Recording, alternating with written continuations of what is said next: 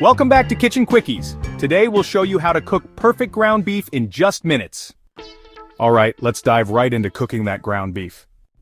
Here's what you need: 1 pound of ground beef, a bit of oil if your meat's very lean, salt, pepper, and any extra spices you like. First, preheat your skillet over medium-high heat for about 1 minute, hot enough that a drop of water sizzles on contact. If you're using lean beef, add a tablespoon of oil and swirl to coat. Add the beef to the pan. Use your spatula to break it into chunks as it hits the heat. Let it cook, stirring occasionally until it's fully browned, about 5 to 7 minutes.